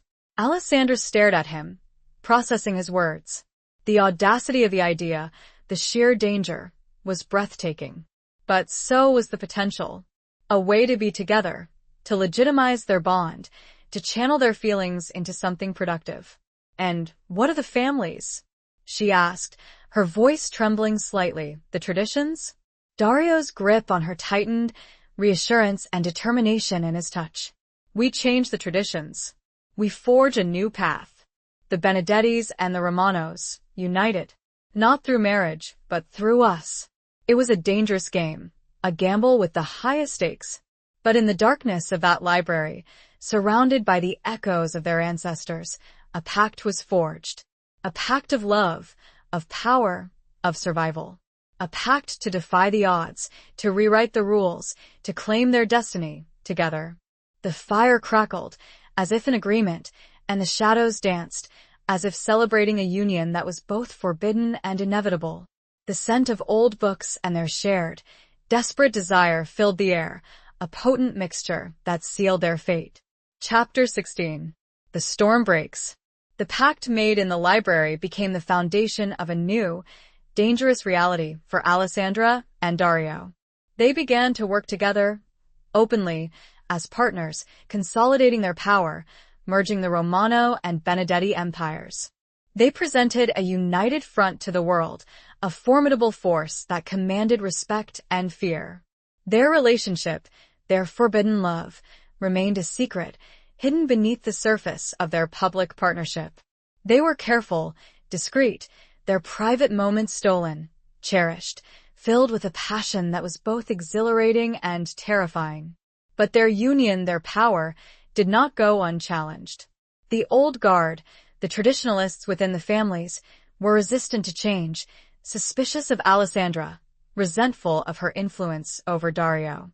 They whispered in the shadows, plotting, scheming, waiting for an opportunity to strike. The first sign of trouble came in the form of a threat, an anonymous message delivered to Dario, warning him to break his alliance with Alessandra, to return to the old ways, or face the consequences. Dario dismissed the threat, attributing it to disgruntled rivals, jealous enemies.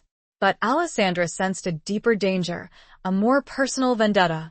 She felt the eyes of the old guard upon her, watching, waiting, judging. The second sign of trouble came in the form of an attack, a carefully orchestrated ambush on one of their shipments, a significant loss of both money and prestige. The attack was too precise, too well-informed, to be the work of outsiders. It had to be an inside job, a betrayal from within. Dario was furious, determined to find the traitors, to make them pay. He launched an investigation, his methods brutal, efficient, ruthless. He interrogated his lieutenants, his advisors, even his own family members. Alessandra assisted him, using her knowledge of the Romano family, her connections, her instincts, to uncover the truth. She discovered a network of dissent, a conspiracy led by a group of old guard members who were determined to remove her, to restore the traditional power structure, to eliminate the Romano influence. The leader of the conspiracy was revealed to be none other than Dario's uncle, his father's brother, a man named Giovanni Benedetti. Giovanni had always resented Dario's power, his modernization of the family business, his alliance with Alessandra. He saw her as a threat, a symbol of the changing times, a reminder of his own diminished influence. The revelation was a devastating blow to Dario. He had trusted his uncle, respected him, even loved him. To discover that Giovanni was behind the attacks, the threats, the conspiracy, was a betrayal that cut him to the core. Alessandra knew this was the crucial test. "What will you do?" she asked him quietly one evening. He didn't answer for a long moment, his face a mask of internal conflict. "What I must," he said, his voice heavy with the weight of his name. "There is only one punishment for betrayal." The confrontation between Dario and Giovanni was inevitable, a showdown between the old and the new, the past and the future. It took place in the grand hall of the Benedetti Villa, the very place where Alessandra had first been brought as a captive, a symbol of her changed destiny. Giovanni, surrounded by his loyalists, stood defiant, his eyes filled with hatred and resentment. Dario, flanked by Alessandra and his most trusted men, stood opposite him, his face a mask of controlled fury. "You betrayed me, uncle," Dario said, his voice cold and steady. "You betrayed the family. You plotted against me, against Alessandra." "I did what was necessary," Giovanni said, his voice defiant. "To protect the family, to preserve our traditions, to eliminate the Romano taint." "The Romanos are part of this family now," Dario said, his voice rising. "Alessandra is my partner, my equal. And you will respect her. You will obey her, just as you will obey me." "Never," Giovanni spat. "I will never bow to a Romano whore." Dario's hand moved with lightning speed, drawing his gun and firing a single shot. Giovanni crumpled to the floor, dead, his blood staining the marble floor of the grand hall. The silence that followed was deafening. The storm had broken, the old guard had been defeated, the new order had been established. But the cost was high, the victory stained with blood, with betrayal, with the loss of family, of trust, of innocence. The air, heavy with the scent of gunpowder and death, seemed to crackle with the energy of a conflict that had been brewing for generations, a conflict that had finally reached its explosive, inevitable conclusion. The opulent surroundings, meant to impress and intimidate, now seemed to mock the brutal reality of their world. Chapter 17. Unveiling the Past. The death of Giovanni Benedetti sent shockwaves through the underworld. It was a clear message, a brutal demonstration of Dario's power, his ruthlessness, his determination to maintain control. It also solidified Alessandra's position, cementing her as his partner, his equal, a force to be reckoned with. But the victory was bittersweet. The violence, the betrayal, the loss of family weighed heavily on both of them. They had survived, they had triumphed, but at a cost. The ghosts of the past, the weight of their family secrets, continued to haunt them. Alessandra, in particular, felt a growing unease, a sense of unfinished business. She had discovered the truth about her mother's affair, about her own parentage, but there were still unanswered questions, lingering doubts, pieces of the puzzle that didn't quite fit. She decided to delve deeper into her family history, to uncover the full truth, to understand the events that had led to her mother's death, to her father's grief, to her own captivity. She spent hours in the library, poring over old documents, letters, photographs, searching for clues, for connections, for answers.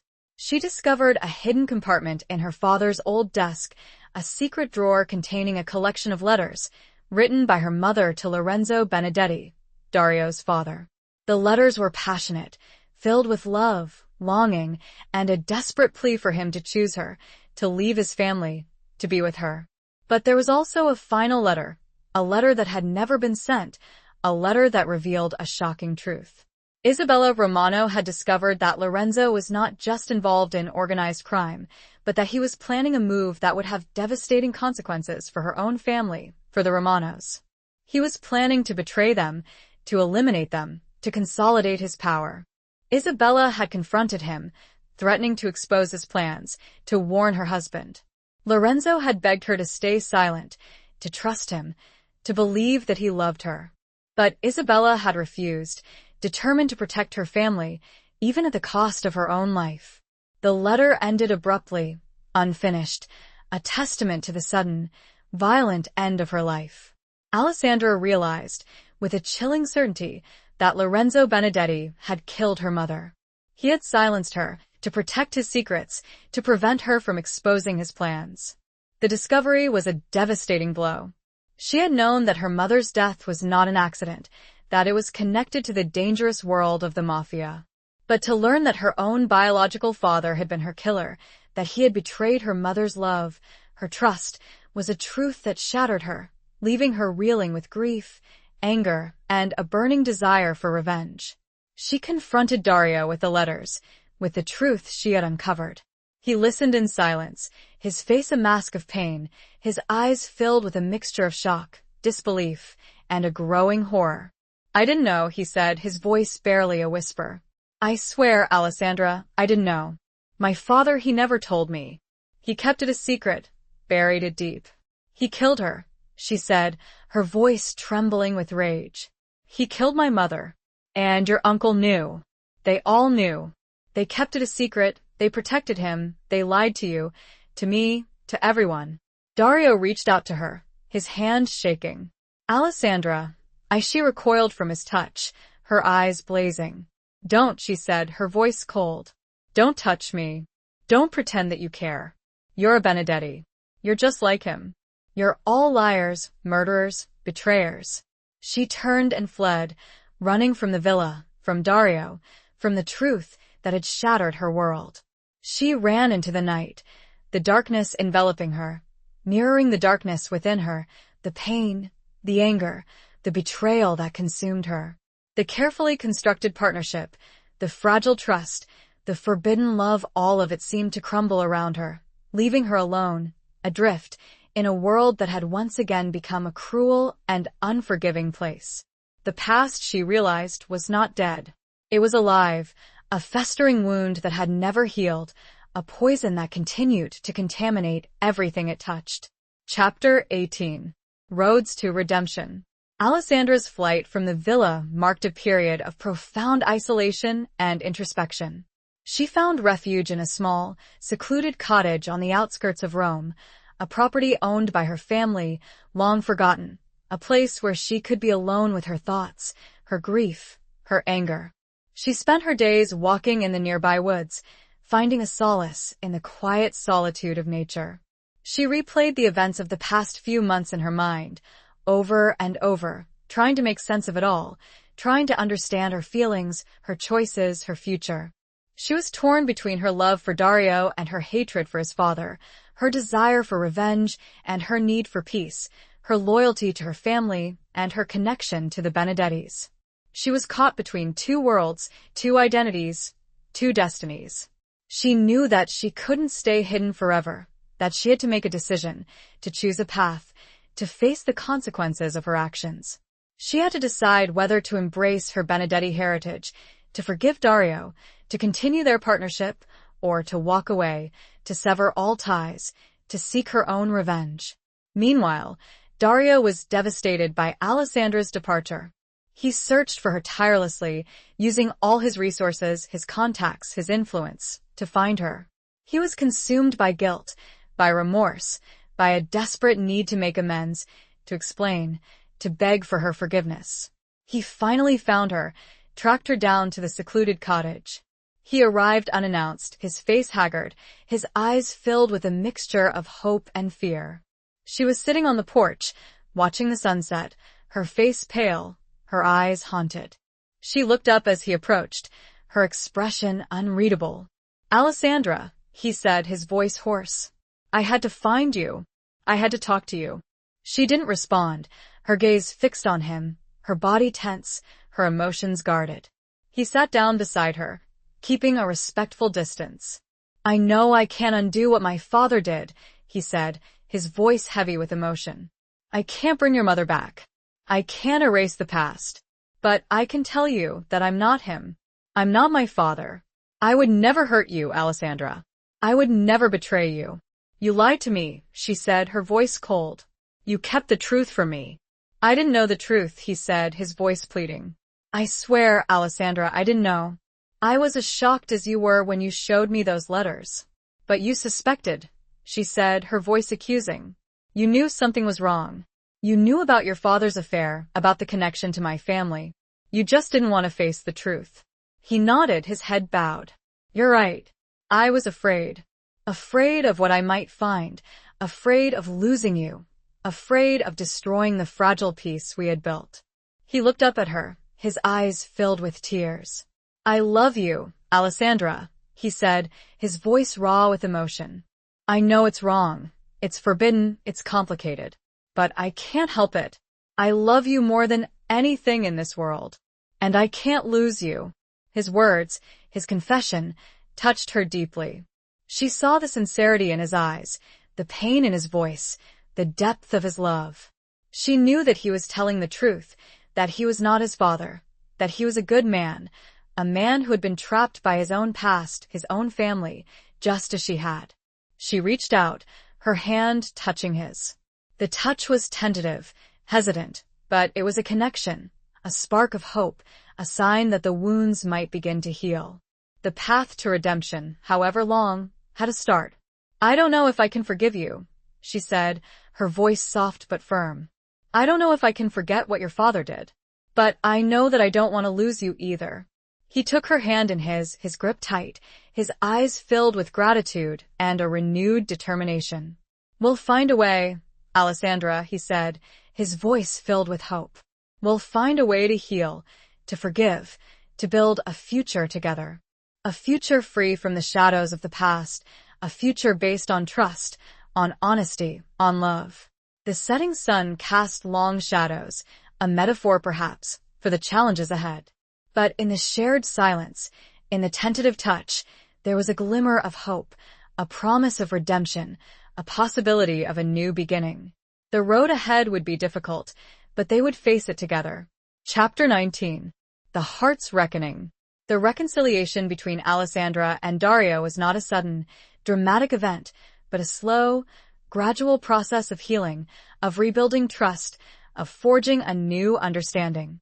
They returned to the villa, to their partnership, to their dangerous, complicated lives, but with a renewed commitment to honesty, to communication, to each other. They began to dismantle the old structures of power, to reform the Benedetti Empire, to create a new order based on fairness, on justice, on a more ethical approach to their business. They rooted out corruption, eliminated their enemies, and established a new code of conduct, a new set of values. They also faced the challenge of their forbidden love, of their complex relationship. They knew that they could never be together openly, that their love would always be a secret, hidden from the world.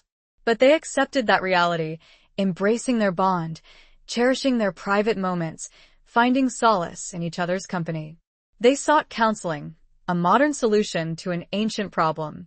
It was a secret, of course, conducted in the privacy of the villa, with a therapist who understood the complexities of their world, their family dynamics, their forbidden love. The therapy helped them to process their emotions, to communicate their fears, their hopes, their desires, to build a stronger, healthier relationship. They also decided to honor the memory of their mothers, to acknowledge their shared past, their intertwined destinies. They established a foundation in their mothers' names, a charitable organization dedicated to helping women and children in need, a way of giving back to the community, of atoning for the sins of their fathers. One evening, as they were standing on the terrace, watching the sunset, a scene reminiscent of so many of their shared moments, Dario turned to Alessandra, his eyes filled with a mixture of love and gratitude. Thank you, he said, his voice soft. For forgiving me, for trusting me, for giving me a second chance.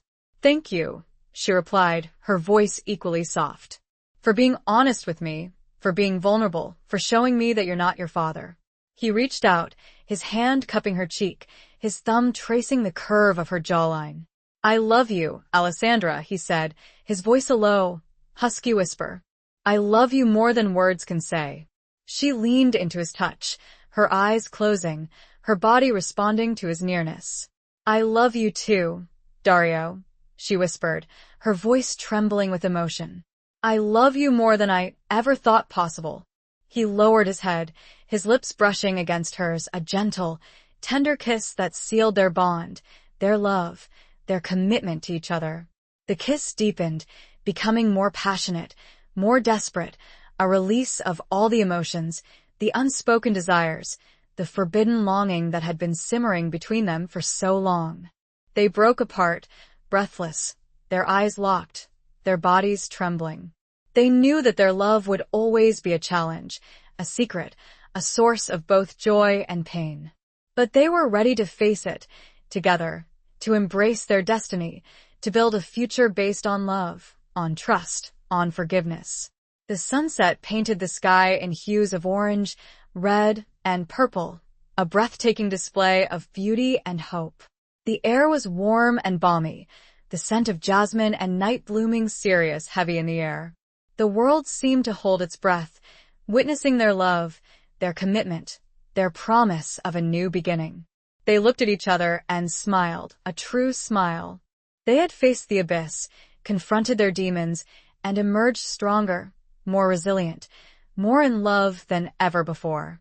They had found their way back to each other, forging a path to redemption, to healing, to a future that, while uncertain, was filled with hope, with love, with the promise of a life lived together, against all odds. The heart, they both understood, had finally reckoned with its truth. Chapter 20. The final confrontation of hearts and loyalties. The peace that Alessandra and Dario had carefully cultivated was shattered by a new, unexpected threat. A rival family, the Corsinis, emboldened by rumors of internal strife within the Benedetti Empire, launched a series of attacks, targeting their businesses, their allies, their territory. The Corsinis were an old enemy, a family with a long history of conflict with both the Romanos and the Benedettis. They were known for their ruthlessness, their ambition, their willingness to use any means necessary to achieve their goals. The attacks were swift, brutal, and coordinated. The Corsinis struck at the heart of the Benedetti Empire, disrupting their operations, killing their men, seizing their assets. They were clearly aiming to destabilize the organization, to create chaos, to provoke a war. Dario and Alessandra responded quickly, mobilizing their forces, retaliating against the Corsinis, defending their territory. They worked together, seamlessly, their partnership stronger than ever, their combined skills and experience proving to be a formidable force.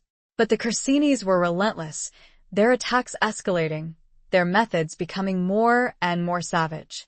They targeted Alessandra specifically, recognizing her as a key figure in the Benedetti leadership, a symbol of their unity, their strength.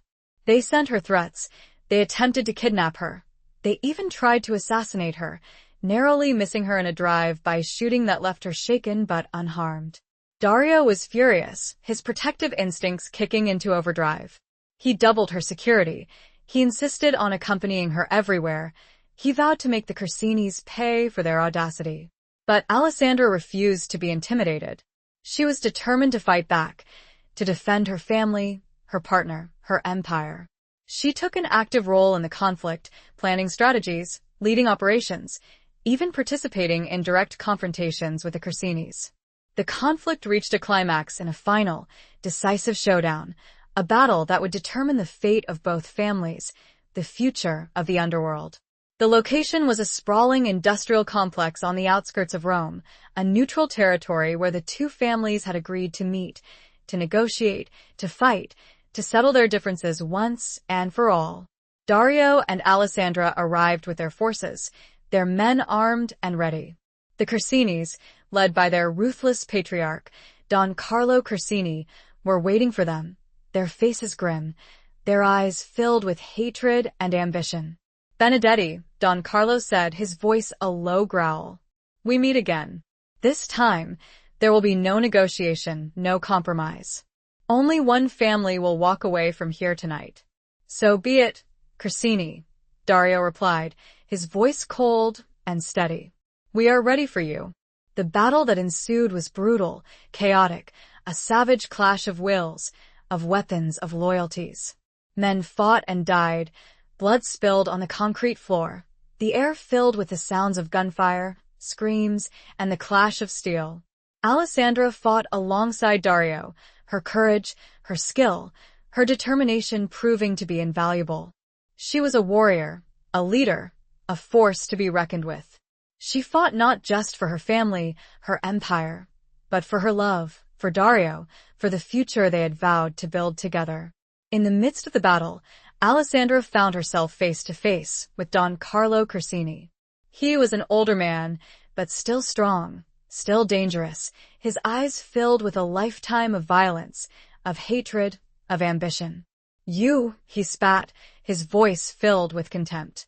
"The Romano whore. The one who seduced Benedetti, who brought him to his knees. You will be the first to die." He lunged at her, a knife flashing in his hand. Alessandra reacted swiftly, dodging his attack, drawing her own weapon, a small but deadly pistol. They fought, their movements quick, precise, deadly. Alessandra, trained by Dario, fueled by her own inner strength and a lifetime of navigating the treacherous world of the Mafia, proved to be more than a match for the aging Don. She disarmed him, her pistol pointed at his heart. "It's over, Corsini," she said, her voice cold and steady.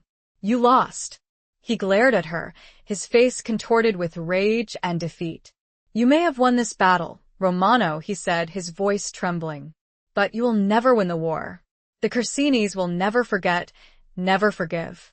We will come back for you, for Benedetti, for all of you." Alessandra hesitated, her finger on the trigger. She could kill him, end the threat, avenge her family, her mother, all those who had suffered at the hands of the Corsinis. But she didn't. She lowered her gun, her eyes filled with a mixture of pity and resolve. "The war is over, Corsini," she said, her voice firm. "We're ending it here, tonight. We're building a new future, a future based on peace, on cooperation, on a different way of doing things." At that moment, Dario appeared, his face covered in blood and sweat, his clothes torn, his body bruised, but his eyes shining with pride and love. He had defeated his own opponents, had secured the victory for the Benedettis. He saw Alessandra, standing over the defeated Don Carlo, her gun lowered, her face filled with a strength, a compassion, a wisdom that he had never seen before. He knew that she had made the right decision, the difficult decision, the decision that would change their lives, their world, forever. He walked towards her, his hand reaching out to hers. They stood together, victorious, united, their love a beacon of hope in the darkness, a testament to their resilience, their courage, their unwavering commitment to each other.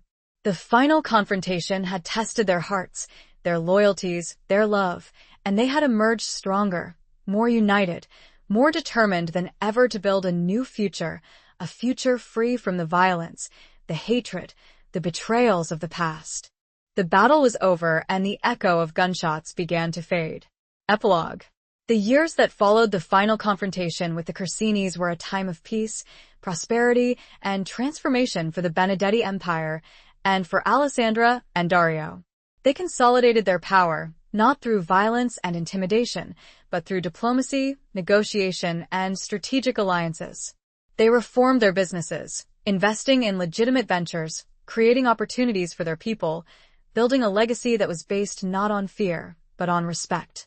Alessandra, in particular, flourished in her role as Dario's partner, his equal. She became a powerful figure in the underworld, respected for her intelligence, her courage, her compassion.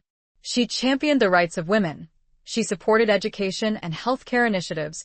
She became a symbol of hope, of change, of a new way of doing things. Their forbidden love remained a secret, known only to a select few, a cherished bond that sustained them through the challenges and triumphs of their lives. They never married, never had children, but their love was no less real, no less profound, no less enduring. They found joy in each other's company, in their shared work, in their commitment to building a better future. They often returned to the secluded cottage where Alessandra had sought refuge after discovering the truth about her mother's death. It became a sanctuary for them, a place where they could escape the pressures of their public lives, where they could be themselves, where they could reconnect with each other, with their love, with their past. One evening, as they were sitting on the porch of the cottage, watching the sunset, a scene that had become a ritual for them, a symbol of their enduring love, Alessandra turned to Dario, her eyes filled with a mixture of gratitude and contentment.